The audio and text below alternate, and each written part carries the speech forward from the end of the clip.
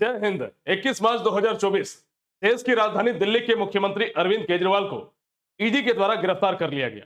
देश में पिछले 2 महीने से ये ऐसी दूसरी घटना हमें देखने को मिली जब किसी राज्य के मुख्यमंत्री को गिरफ्तार कर लिया गया। आज के इस वीडियो में हम लोग जानेंगे कि अरविंद केजरीवाल ने ऐसा क्या किया था जिस वजह से उन्हें गिरफ्तार किया गया, और कैसे एक छोटी सी संस्था ईडी, सीबीआई और एनआईए के रहने के बावजूद आज के डेट में इतनी शक्तिशाली हो गई है कि सीबीआई और एनआईए जैसी एजेंसी भी इसके सामने कमजोर होती हुई नजर आ रही है। इस कहानी की शुरुआत आज से 1 साल पहले होती है, जब दिल्ली के मुख्यमंत्री अरविंद केजरीवाल के पास ईडी का पहला समन जाता है और आरोप लगाया जाता है कि दिल्ली में जो दारू की दुकानें खुली हुई है उनसे संबंधित मनी लॉन्ड्रिंग का आरोप अरविंद केजरीवाल के ऊपर लगता है। यानी कि जिस प्रकार से दिल्ली में आए दिन जो है जगह जगह पर शराब की दुकानें हैं, वहां पर उन शराब की दुकानों को लगाने में शराब से संबंधित जो है एक पॉलिसी आई थी, जहां से कहा जा रहा था कि आप बड़े बड़े व्यापारी, शराब के व्यापारियों के द्वारा आपने रिश्वत ली है और रिश्वत लेकर के आप लोगों ने इस प्रकार से पूरा इस दिल्ली में जो है शराब की दुकानें खोलने का कानूनी प्रक्रिया आपने बनाया है, जिसके बदले जो है आपने उनसे रिश्वत ली है। ये आरोप ईडी लगाती, लेकिन अरविंद केजरीवाल इसको इग्नोर करते हैं। लगातार एक के बाद एक ईडी जो है हर दूसरे तीसरे महीने में लगातार जो है उन्हें समन पे समन भेजते रहती है और एक के बाद एक 9 समन दिल्ली के मुख्यमंत्री अरविंद केजरीवाल तक पहुंचता है। इन साल भर के दरमियान अरविंद केजरीवाल के आम आदमी पार्टी से 2 मुख्य नेताओं को गिरफ्तार किया जाता है, जिसमें से एक मनीष सिसोदिया थे और उनके एक और लोकप्रिय नेता थे, उनका नाम मैं भूल रहा हूं। 9 समन के बाद 10वां समन ईडी फाइनली अरविंद केजरीवाल के पास जारी करते हैं और इस बार पूरा प्लानिंग करके आते हैं कि अब हम इन्हें गिरफ्तार करके ही रहेंगे। दिल्ली के मुख्यमंत्री अरविंद केजरीवाल को हम लोग गिरफ्तार करेंगे। दूसरी तरफ अरविंद केजरीवाल हाईकोर्ट में जाते हैं और याचिका दर्ज करते हैं कि ईडी ने हमें जो है 9 समन भेज दिया है और अब ऐसा लग रहा है कि 10वां समन में हमारी गिरफ्तारी हो सकती है, तो हमें एक लिखित दस्तावेज दे दीजिए कि ईडी अगर हमारे पास आए तो पूछताछ करे, लेकिन हमें गिरफ्तारी नहीं करे। लेकिन हाईकोर्ट ऐसा डॉक्यूमेंट देने से, ऐसा परमिशन देने से दिल्ली के मुख्यमंत्री अरविंद केजरीवाल को मना कर देते हैं और ये निराश मन से अपने घर चले जाते हैं। तो बस अब देरी किस बात की थी। आता है 21 मार्च का दिन। मनी लॉन्ड्रिंग के आरोप में, शराब से संबंधित घोटाला करने और मनी लॉन्ड्रिंग के आरोप में 21 मार्च को ईडी 10वां समन और साथ ही साथ अरविंद केजरीवाल को गिरफ्तारी के उद्देश्य से उनके ठिकाने पर जाती है, उनके घर पर जाते हैं और उनको पकड़ते हैं। पूरी प्रक्रिया को हम लोग समझ लेते हैं। शाम के 7 बजे ईडी की टीम अरविंद केजरीवाल के घर पहुंचते हैं और तलाशी शुरू करते हैं। 7:30 बजे आम आदमी पार्टी के नेता सौरभ भारद्वाज के केजरीवाल के घर अंदर जाने से उन्हें रोक दिया जाता है ईडी के द्वारा। शाम 8 बजे राघव चड्ढा बोले केजरीवाल को अरेस्ट करने की साजिश हो रही है। 8:01 बजे केजरीवाल के घर से बाहर सुरक्षा बहुत ज्यादा बढ़ा दी जाती है। आरएएफ की टीम भी वहां पहुंच जाती है। रात 8:10 में मुख्यमंत्री अरविंद केजरीवाल के मोबाइल फोन को ईडी के द्वारा ले लिया जाता है। 8:20 में केजरीवाल आवास के बाहर आम आदमी पार्टी के कार्यकर्ता और नेता जुड़ते हैं और नारेबाजी करना शुरू करते हैं। 8:30 बजे केजरीवाल के घर के बाहर में धारा 144 लागू कर दिया जाता है और 8:47 में नारेबाजी कर रहे आम आदमी पार्टी के नेताओं को पुलिस हिरासत में ले लेती है। ठीक रात के जब 9 बजता है, उस समय 2 घंटे पूछताछ करने के बाद, छानबीन करने के बाद ईडी अरविंद केजरीवाल को अरेस्ट कर लेती है और यहां से जो है अरविंद केजरीवाल को पकड़ करके ईडी अपने साथ ले जाती है। दूसरी तरफ आम आदमी पार्टी के बड़े लोकप्रिय नेता वो सुप्रीम कोर्ट का दरवाजा खटखटाते हैं, सुप्रीम कोर्ट तक जाते हैं, वहां पर याचिका दर्ज करते हैं, लेकिन याचिका को फिर वो लोग पुनः वापस भी ले लेते हैं। फिर कहते हैं कि हम लोग पहले हाई कोर्ट में ट्रायल करेंगे, उसके बाद हम लोग सुप्रीम कोर्ट की तरफ जाएंगे। यहां तक का मसला अभी तक सामने आ रहा है। 21 मार्च के देर रात्रि को अरविंद केजरीवाल के गिरफ्तार होने के बाद 22 मार्च को संपूर्ण दिल्ली में आम आदमी पार्टी के कार्यकर्ता बहुत भारी पैमाने में प्रोटेस्ट करते हैं और उसी में हमें पता चलता है कि दिल्ली के जो मंत्री है, जो मिनिस्टर है आतिशी, उनके नेतृत्व में एक बहुत बड़ी जनसैलाब दिल्ली के अरविंद केजरीवाल को बाहर निकालने के लिए रोड पर धरना प्रदर्शन करते हैं। लेकिन पुलिस बटालियन के द्वारा, पुलिस फोर्स के द्वारा इनको गिरफ्तार कर लिया जाता है और इन्हें भी जेल में डाल दिया जाता है। तो एक तरफ से आप देख पा रहे हैं कि देश में डिक्टेटरशिप यहां पर दिख रही है कि कैसे लोकप्रिय नेताओं को अब विरोध करने से भी रोका जा रहा है। अब हम लोग समझते हैं कि ईडी एक छोटी सी संस्था, जो सीबीआई और एनआईए से बहुत छोटी संस्था है, लेकिन वर्तमान समय में देश में सबसे ज्यादा डरावनी राजनेताओं को, अलग अलग लोगों को जिससे सबसे ज्यादा डर लगता है वो ईडी है। तो हम लोग ये भी समझ लेते हैं कि ईडी आखिर इतना ताकतवर कैसे बनी। तो ईडी की पूरी कहानी को भी हम लोग समझ लेते हैं, फिर हम लोग आगे चर्चा करेंगे। देखिए, ईडी के बारे में जब हम लोग बात करें, इन्फोर्समेंट डायरेक्टरेट इनका फुल फॉर्म है, हिंदी में इसे प्रवर्तन निदेशालय कहते हैं। 1947 में केंद्र सरकार के द्वारा देश की आजादी के समय में एक फेरा कानून आया था फॉरेन एक्सचेंज रेगुलेशन एक्ट। इस कानून को लाने का मकसद था कि जो फॉरेन का एक्सचेंज है, यानी कि जो विदेशी मुद्राएं हैं, उनका आदान प्रदान हो सके, यानी कि एक तरह से स्टॉक का एक्सचेंज के लिए देश की आजादी के समय बनाया गया था। 1956 ईस्वी में देश के पहले प्रधानमंत्री जवाहरलाल नेहरू ने आर्थिक मामलों का एक अलग विभाग बनाया और इसका नाम दिया इन्फोर्समेंट यूनिट। आगे चल करके यही इन्फोर्समेंट यूनिट ईडी में कन्वर्ट हो गया, इन्फोर्समेंट डायरेक्टरेट में कन्वर्ट हो गया। 1960 के दशक में जहां ईडी को आर्थिक विभाग की देखरेख करने के लिए, यानी इकोनॉमिक की देखरेख करने के लिए, फॉरेन एक्सचेंज की देखरेख करने के लिए बनाया गया था, 1960 के दशक में इसका वर्क जो है ट्रांसफर कर दिया जाता है और राजस्व विभाग की देखरेख का जिम्मेदारी जो है ईडी उठा लेती है। इसके बाद हमें पता चलता है कि फेरा एक्ट के तहत ईडी को यह पावर मिला था कि जो फेरा एक्ट था और ईडी था आपस में इंटरलिंक था, दोनों एक ही था, आप कह सकते हैं आपस में संबंधित था।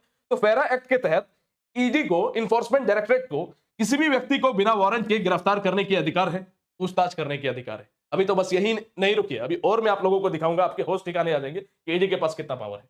देखिए, साल 2000 ईस्वी की कहानी हम लोग जब बात करते हैं, ईडी इतना सख्त हो जाती है क्योंकि हमने बताया कि किसी भी राजनेता को बिना भी वारंट के गिरफ्तार कर सकते हैं, पूछताछ कर सकते थे। इसीलिए साल 2000 ईस्वी में ये जो फेरा था, फेरा चूंकि बहुत ज्यादा कठोर हो चुका था, बहुत ज्यादा सख्त हो चुका था, इसलिए इसको रद्द कर दिया जाता है और इसके जगह में फेमा एक्ट को लाया जाता है, यानी कि फॉरेन एक्सचेंज मैनेजमेंट एक्ट को लाया जाता है, यानी कि फेरा एक्ट को कमजोर कर दिया जाता है।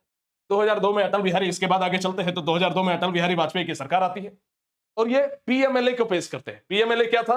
तो prevention of money laundering act, यानी कि मनी लॉन्ड्रिंग जो हो रहा था, धन शोधन हो रहा था, काला धन को, ब्लैक मनी को व्हाइट मनी में कन्वर्ट करने की जो प्रोसेस थी, उसको खत्म करने के लिए पीएमएलए कानून को लाया जाता है। 1 जुलाई 2005 को इसे लागू भी कर दिया जाता है।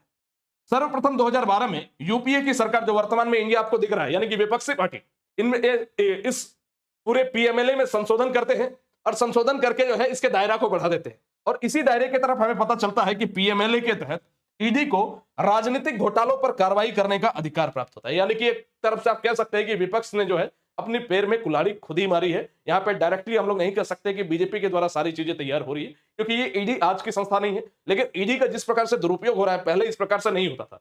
2014 से पहले आप देखेंगे तो अभी मैं पूरा आपको आंकड़ा दिखाऊंगा कि कैसे ईडी का दुरुपयोग हो रहा है, आपको खुद समझ में आ जाएगा। यानी कि साल 2014 से लेकर के 24 तक 85% जितने भी ईडी ने छापे मारे हैं, उसमें से 85% लोगों के ऊपर छापा जो मारा है वो विपक्ष के नेता है और पक्ष के एक भी नेता नहीं है, ये भी समझ लीजिए आप। और पक्ष के वही नेता है जो बाद में बीजेपी ज्वाइन कर लिए। खैर, आगे बढ़ते हैं। अच्छा, अब ये समझ लीजिए कि ईडी आखिर कैसे किसी मामले को अपने संज्ञान में लेती है। किसी भी थाने में, जैसे हेमंत सोरेन का भी केस था, आपने देखा ईडी कैसे उसमें इंटरफेयर की, तो वो मामला जो है 1 करोड़ से ज्यादा रुपए का था, यानी कि जमीन से संबंधित मामला था, जमीन से संबंधित घोटाला था और कई करोड़ रुपए की जमीन की हेराफेरी हुई थी। तो जब भी किसी थाने में 1 करोड़ से ऊपर का कोई मामला अगर दर्ज होता है तो उस कंडीशन में ईडी स्वतः उसे संज्ञान में ले सकती है, उसका परमिशन, उसका अगर इच्छा हो तो केंद्र सरकार भी उसे आदेश दे सकती है, या ईडी की अपनी इच्छा से 1 करोड़ से ज्यादा मामला उसको दिख गया कहीं पे घोटाला का, वो तुरंत जो है उस पर इंटरफेयर करेगी। 2020 में आपको इस बात से आप अंदाजा लगा लो कि वर्तमान समय में ईडी कितनी ताकतवर हो चुकी है। 2020 की घटना में सुना रहा हूं आपको, सीबीआई और एनआईए को 8 राज्य जो है अपने राज्य में घुसने तक का परमिशन नहीं देते। अब राज्य में घुसोगे नहीं, अब किसी ईडी को जाना है तो दिल्ली में इसका ऑफिशियल संस्था है, मुख्य संस्था है। अब यहां पर अगर झारखंड में ईडी की जगह सीबीआई को अगर रेड करना होता मुख्यमंत्री हेमंत सोरेन के यहाँ, तो वो नहीं कर पाते, क्योंकि झारखंड सरकार जो है उन्हें मना कर देती कि आपको राज्य में प्रवेश की हम अनुमति नहीं देंगे, आप मुख्यमंत्री को टच भी नहीं कर सकते। तो ये कानून पहले था कि सीबीआई जो है अभी भी वर्तमान समय में भी किसी दूसरे राज्य में जाकर के किसी मुख्यमंत्री के घर में सीबीआई नहीं इन्वेस्टिगेशन कर सकती और ना ही एनआईए कर सकती है, क्योंकि आपको पता है कि सीबीआई के पास जो है वो कानून है ही नहीं। जबकि एनआईए के बारे में हम लोग बात करें तो इनके पास केवल आतंक से जुड़े मामले के इन्हें देखना है कि कोई अगर व्यक्ति आपको लगता है कि आतंक से जुड़ा हुआ है, टेररिज्म से जुड़ा हुआ है, तो उस व्यक्ति की इन्वेस्टिगेंशन करने का काम एनआईए का है। ये बिना परमिशन जा सकता है, लेकिन इसका काम वो ब्लैक मनी, घोटाला, किसी भी प्रकार का पैसा से संबंधित मामला रहेगा, वहां पे एनआईए के एंट्री नहीं होती। वहीं अगर हम ईडी के बारे में बात करें तो इसका दरवाजा पूरी तरीके से खुला है, ये ओपन फॉर ऑल है, ये कहीं भी जा सकता है, कहीं भी आ सकता है। किसी कोर्ट की परमिशन की आवश्यकता नहीं, किसी भी मंत्री के परमिशन की आवश्यकता नहीं, किसी भी सरकार की आवश्यकता नहीं। खुला सांड की तरह है ईडी, कहीं भी ये घुस जाएगा, इतना समझ लीजिए। अब ईडी जब भी गिरफ्तार करता है ना, तो जमानत मिलना बड़ा मुश्किल होता है, क्योंकि ये प्रोसेस में है कि ईडी के पास बहुत पावर होता है।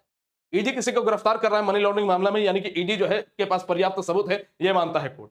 ये अभी ये नहीं, अभी और सुनिए कि अफसर के सामने कोई भी अगर ईडी अफसर कोई पूछताछ करता है उसके सामने अगर कोई आप बयान दे दिए तो वो बयान वो सबूत कहलाता है। अन्य कितना बड़ा मामला रहे, चाहे वो टेररिज्म का मामला ही क्यों ना हो, आप किसी अफसर के सामने कुछ बोलते हैं तो कोर्ट उसको अपना सबूत, उसका सबूत नहीं मानेगा। लेकिन अगर ईडी के सामने अगर कोई बयान आप दे दिए, ईडी के अधिकारी के सामने कोई बयान दे दिए, तो उसी को वो लोग सबूत मानेंगे और उसी को पूरा रिकॉर्डिंग करके वो कोर्ट के सामने पेश कर देंगे और कोर्ट उसको सबूत मानता है, सत्य मानता है। तो यही वाला बात है कि बाकी कानून के अदालत में इस तरह का कोई सबूत जो है, किसी अफसर को कोई आप बयान देते हैं तो उसका एक रद्दी भर भी उसकी वैल्यू नहीं। लेकिन ईडी को अगर कुछ, ईडी के अधिकारी को कोई अगर बात बोल दी है और उसने रिकॉर्ड कर लिया, अदालत में पेश कर दिया, तो वो उसके लिए पूरा जो है ओरिजिनल सबूत का काम करती है।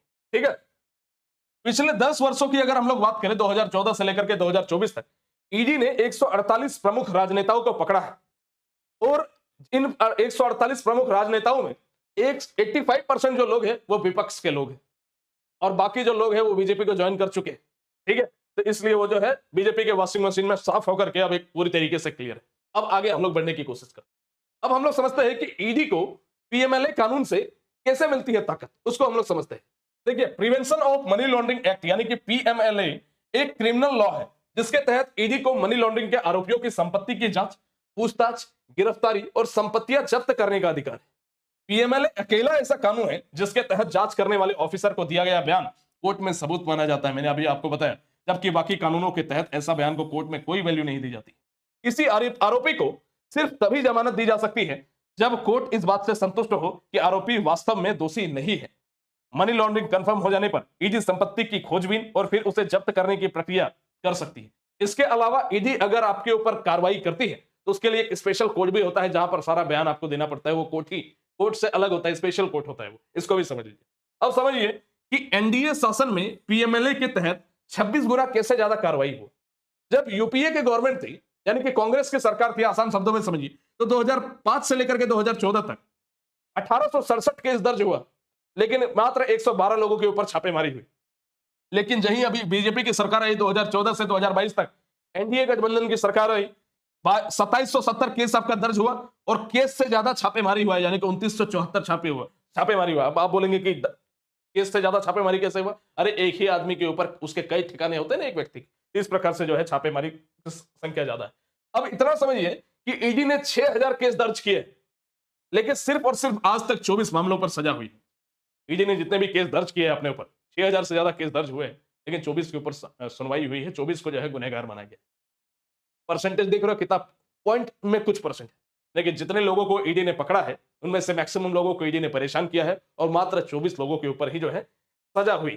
तो वही है कि रजिस्टर्ड केसों की संख्या 5906 है, तलाशी और छापेमारी 4954 लोगों पर हुआ है, चार्जशीट 1142 लोगों के नाम पर निकले हैं, 25 लोगों का ट्रायल पूरा हुआ है और कितने को सजा मिला है? तो मात्र 24 लोगों को आज तक सजा मिला। तो इस प्रकार से आप देख रहे हैं कि केंद्र सरकार किस प्रकार से ईडी का मिसयूज कर रही है, जिस प्रकार से विपक्ष की ताकत को दबाया जा रहा है, जिस प्रकार से विपक्ष में आप देखें कि अभी वर्तमान समय में अगर बात करें तो भारतीय जनता पार्टी की केवल एक, जिसको बोलते हैं ना कि एकदम वोट डालो राज करो। अब वोट डालो नहीं, यहां बेसिकली एक तरीके से आप कह सकते हैं कि कंपटीशन को खत्म करने के लिए भारतीय जनता पार्टी काम कर रही है। अलग अलग राज्यों के मुख्यमंत्री को गिरफ्तार करके वहां की सत्ता को तोड़ने का प्रयास कर रही है, विधायकों को खरीद बिक्री करके। देश की राजनीति में एक ये भूचाल मचा हुआ है कि कैसे विधायकों को खरीद बिक्री की जाए और अपनी सरकार बनाने के लिए देश के प्रधानमंत्री नरेंद्र मोदी किसी भी हद तक जा सकते हैं, ये आप देख पा रहे हैं। तो मेरा कहना यही है कि कभी भी आंख मूंद करके किसी भी पॉलिटिकल पार्टी को हर एक गुनाहों को, हर एक उनके कारनामों को तारीफ में नहीं बदलना चाहिए। जो चीज गलत है उसको गलत बोलना सीखिए। किस हद तक का यह न्याय है जिस प्रकार से देश की डेमोक्रेसी कहां गई?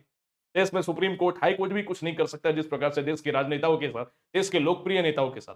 अभी लोकसभा का चुनाव है 2024, अरविंद केजरीवाल एक बड़े नाम थे, उनको भविष्य का प्रधानमंत्री के रूप में लोग देखते हैं। जिस प्रकार से वो पढ़े लिखे अपने तर्कों के साथ वो बात रखते हैं और जिस प्रकार से दिल्ली की स्वास्थ्य शिक्षा पर उन्होंने काम किया है और जिस प्रकार से दिल्ली को डेवलप किया है, लगातार 2 बार उनकी सरकार बनी। केंद्र में आप बताइए ना कि देश के प्रधानमंत्री एनी टाइम दिल्ली में रहते हैं, मैक्सिमम टाइम दिल्ली में रहते हैं, लेकिन तब भी देश के प्रधानमंत्री के रहते हुए दिल्ली की जनता जो है एकदम पूरी तरीके से क्लीन चिट कर देती है बीजेपी वर्सेस आम आदमी पार्टी। तो कहीं ना कहीं वो एक इंपॉर्टेंट रास्ते का उनका कांटा था। अब रास्ते का कांटा हटेगा तभी तो फिर उनका दिल्ली में सरकार बन पाएगी। तो कहीं ना कहीं एक बहुत गंदी राजनीति है भारतीय जनता पार्टी के द्वारा, जिस प्रकार से ईडी का मिसयूज करके प्रधानमंत्री, अलग अलग मुख्यमंत्रियों को गिरफ्तार किया जा रहा है, वो कहीं ना कहीं निंदनीय है।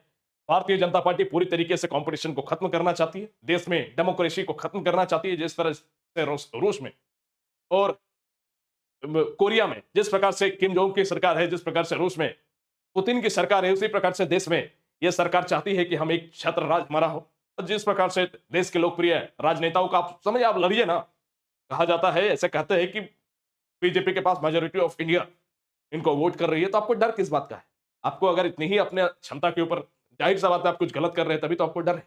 आपको डर है कि हमारी सत्ता ना पलट जाए, क्योंकि पिछली बार जब केजरीवाल जो है इनके समर्थन में नहीं थे, वो अलग चुनाव लड़े थे, अब समर्थन में आ गए, तो आपको समझ में आ रहा है कि कम से कम केजरीवाल की वजह से जो है बहुत सारी सीटें, जो हम लोग 400 सीटों का सपना देख रहे हैं, वो 4 जन्म में भी पूरा नहीं हो सकता है। इसलिए कहीं ना कहीं जहां आप एक पॉलिटिकल पार्टी के फेवर में अगर काम करते हैं तो उसकी आलोचना भी करना सीखिए। अगर वो पॉलिटिकल पार्टी इस प्रकार से देश के बड़े बड़े राजनेताओं को अगर पकड़ेंगे तो उनका विरोध होना चाहिए। ये ईडी जिस प्रकार से देश के अन्य पॉलिटिकल पार्टियों को, विपक्षी को जिस प्रकार से तोड़ा है इन्होंने, कहीं ना कहीं बहुत ही निंदनीय है। अभी आप लोगों ने देखा एक सूचना, एक घटना आप लोगों ने देखा कि कांग्रेस के पूरी तरीके से सारे बैंक अकाउंट को फ्रीज कर दिया गया है भारतीय जनता पार्टी के द्वारा। आरोप यह है कि 15 लाख का उन्होंने टैक्स नहीं पे किया था, और उस टैक्स नहीं पे करने की वजह से 200 करोड़ का जुर्माना उनके ऊपर लगाया गया और उनके सारे बैंक अकाउंट को फ्रीज कर दिए गए। बैंक अकाउंट ही फ्रीज कर दोगे तो वो चुनाव का प्रचार कैसे करेंगे? तो आप एक तरफ से देख रहे हैं कि ये कहीं ना कहीं एक तरह का डर है, एक डर है 2024 के लोकसभा चुनाव में वो हारना मंजूर नहीं है, जिस प्रकार से हर एक पैंतराबाजी जो है भारतीय जनता पार्टी के द्वारा अपनाया जा रहा है, तो कहीं ना कहीं मैं इसकी कड़ी निंदा करता हूं। मेरा मानना यह है कि आप एक अंधभक्त नहीं, आप एक देशभक्त बनिए। देश में जो गलत हो रहा है उसका आप खुले दिल से उसका विरोध कीजिए, देश में जो अच्छा हो रहा है उसका आप समर्थन भी कीजिए। एक देश आपका है, भारत देश आपका है, कोई पॉलिटिकल पार्टी आपकी नहीं है। आपके घर में तकलीफ आएगी तो ना ही कांग्रेस कुछ कर देगी, ना ही भारतीय जनता पार्टी कुछ कर देगी। तो जाहिर सा बात है, ये देश लेकिन आपके लिए बहुत कुछ कर रहा है, इसलिए हमेशा देश को प्राथमिकता देने की कोशिश कीजिए, ताकि किसी पॉलिटिकल पार्टी को। इस प्रकार से केंद्र सरकार का यह रवैया है, इसकी मैं कड़ी निंदा करता हूं। और अरविंद केजरीवाल का यह पूरा मुद्दा क्या है, इस पर तो समय लगेगा पूरा डिटेल में इसकी चीजें सामने आने में। अब यह मुद्दा क्या है, क्या उन्होंने शराब घोटाला में उनका किसी तरह का इन्वॉल्वमेंट है, क्या वो इसमें सम्मिलित है, इसके बारे में तो वक्त ही बताएगा। वैसे इतिहास गवाह है, अभी तक हेमंत सोरेन को गिरफ्तार किया गया, उनके खिलाफ कोई एविडेंसेस नहीं मिला। कि ईडी के पास अगर एविडेंसेस है तो उनको सार्वजनिक करना चाहिए ना। अरे एविडेंसेस है, आप तो इस तरीके से अपना पावर का मिसयूज हुआ ना। लेकिन खैर, ये बड़ा दुर्भाग्य हमारे देश में कोई ऐसी नई कानून व्यवस्था नहीं है। देश की सुप्रीम कोर्ट को यह व्यवस्था लाना चाहिए कि ईडी किसी को गिरफ्तार करे तो उनके खिलाफ जो सबूत है उसे आपको सार्वजनिक करना पड़ेगा। ये जब तक नहीं करते हैं तो देश की डेमोक्रेसी खतरे में है, एक छत्र राज हो जाएगा एक पॉलिटिकल पार्टी का। रूस और कोरिया बनने में देश को समय नहीं लगेगा। देश की लोकतंत्र की यह हत्या है और जिसकी कड़ी निंदा होनी चाहिए। मिलते हैं आप लोगों से अगले वीडियो में। अगले वीडियो में हम लोग बात करेंगे कि किस प्रकार से केंद्र सरकार ने कांग्रेस पार्टी की बैंक अकाउंट को फ्रीज किया है, उस मुद्दे पर भी हम लोग चर्चा करेंगे। तो आशा करते हैं ये वीडियो आपको पसंद आई होगी। मिलते हैं अगले वीडियो में, तब तक के लिए सभी को जय हिंद, थैंक यू।